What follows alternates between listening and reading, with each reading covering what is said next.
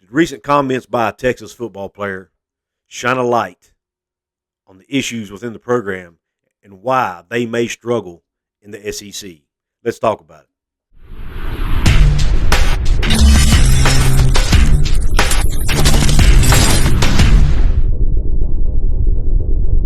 What is up, college sports fans, fellow members of Mountaineer Nation? This is Coos, and welcome to another edition of Coos' Corner. So come in, sit back, relax, and let us pour you out a shot of top-shelf college sports content. If you like that kind of content, hit that red subscribe button. If you haven't yet, give me the thumbs up on this specific video if you like it. And please, share it with all your college football-loving friends. Let's get on with the show.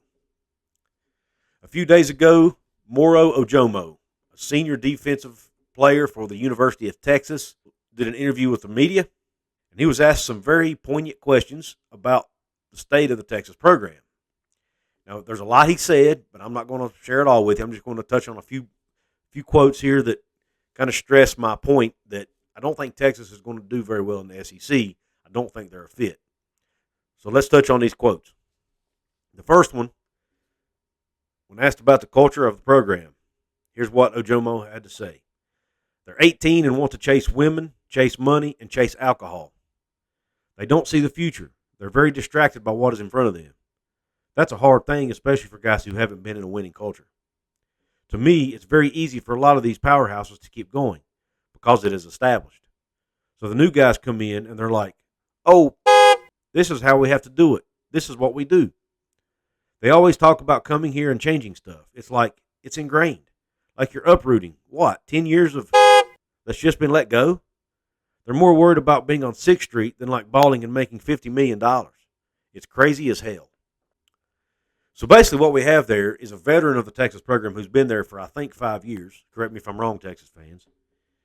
Talking about how players come into Texas, these young players come into Texas, and instead of focusing on football, they focus on all the distractions that are going on around them, which are a lot in a city like Austin, Texas.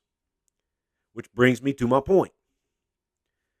There's too many things in Austin, Texas to distract these young football players from focusing on football. You've got 18, 19, 20-year-old young men who are very fragile, let's say, some of them, mentally, and are easily distracted. And a lot of times, people at that age, I've been that age before, I know what it was like. Sometimes you don't see past today. You don't see past the moment. You don't see, having fun tonight or doing this today or tomorrow. You don't think that far ahead and are not concerned, don't realize the work you've got to put in to achieve your goals for your future. And that's what Ojomo is trying to get across here. And if a team with that kind of mindset goes into the SEC, they're going to get their butts handed to them. That's all there is to it. I just don't think the culture at Texas is a fit for the culture in the SEC. The city of Austin currently has a population of around 2.1 million. Some websites say 2.4 million. For the sake of this argument, it really doesn't matter. Either way, it's a lot. It's over 2 million people. It's a big city, one of the fastest growing cities in America. There's a lot of stuff going on. A lot of partying, a lot of things to do that aren't pertaining to football. Well, you look back and you think, well, Mack Brown had success there. Well, yeah, but Mack Brown started there in 1998. When Mack Brown took over the program, the population was 830,000. So the city has more than doubled in population since 1998, which is less than 25 years ago. That is a huge population growth that the city of Austin has seen, which has created a lot of these distractions for these young players. Now, when you look at the cities in the SEC, I'm just going to take a handful of cities in the SEC conference with some of the better programs in the SEC right now. You look at Tuscaloosa, Alabama, where the Crimson Tide are. Population of around 100,000 people. Not that big. Auburn, Alabama, even smaller, 69,000 people, ballpark. Athens, Georgia, where the University of Georgia is located, you got a population of about 130,000 people. Oxford, Mississippi, where Ole Miss is at, only 29,000 people. So there's even less to do there, but play football.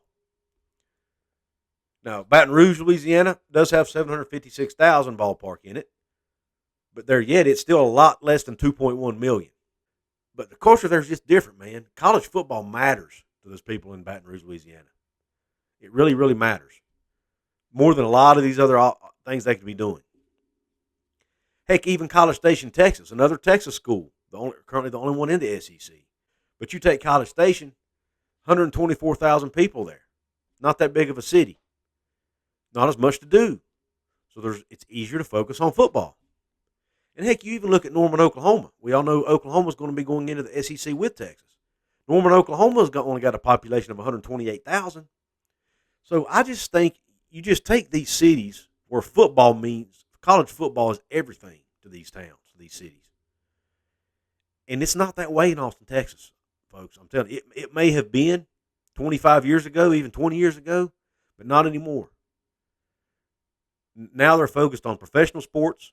They're focused on going to nightclubs and bars and partying and doing all these other things, these recreational things that take their attention away from the football field, from building a college program, whatever the case may be.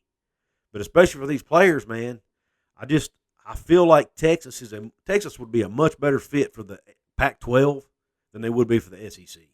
If I'm Texas and I'm wanting to change conferences, I'm looking at the Pac-12. I think they're a better fit there. The culture is about the same. They fit. It's a more left wing leaning city, more like the Los Angeleses of the world, like the Seattle Washingtons of the world, like the Oregons of the world. Portland Oregons of the world. I think they would be a better fit in the Pac-12. I really do. And I just don't think the culture of Texas is ever going to be I think they're always going to be out of place. Yes, they have a lot of money, but as we've seen over the last decade or more, money does not lead to championships. Texas gets some of the most talented guys in the high school year in, year out, and they're not being able to win because the guys are not bought in to playing college football. And that's what it takes if you want to compete in the best conference in America, the SEC. So until Texas gets that right, I don't think they'll be successful in the SEC. And can they get it right with Austin, Texas growing the way it is and all these distractions around them? It's going to take a very, very special coach to be able to get the culture of this program built the way they want it to get back to winning again. It's going to take somebody that really, really knows how to handle these young people and to deal with all the outside distractions. Do they have that guy in Steve Sarkisian? Time will tell. Verdict's still out on that. He's only been there a year. That's not been enough time. It's probably going to take several to get it straightened out and to figure it out. Well, guys, let me know in the comment section, do you think Texas is making a bad move by going to the SEC, and do you think that they're going to suffer for it on the field, or do you think they will get it together, and do you think they will be able to win in the SEC? If you're a Texas fan, I know you're probably pissed off at me right now. That's fine. Let me know in the comment section, why am I wrong about this if you think I am? I respect your opinion. Your opinion is just as important as mine, so it's welcome here. I asked if you want to support me financially, become a member of Couz's Corner by hitting the join button right below this channel. For $2.99 a month, you get some really cool emojis to use during chats and commenting. There'll be some members-only live streams, some members-only content, stuff like that I can share with you for just $2.99 a month as the first level. There's other levels above that as well, but I encourage you to please do that. Also, hit the links in the description box to get your Fanatics gear of your favorite team. That will get you into the Fanatics website where you can do your shopping, and it will also help me out. If you can't support me financially or don't want to buy anything, you can do it for free. All you've got to do is hit the red subscribe button, give me the thumbs up on this video, leave a comment, share it out with your friends. Let them know about Couz's Corner. I really appreciate you tuning into this video. And until next time, Q Country Roads.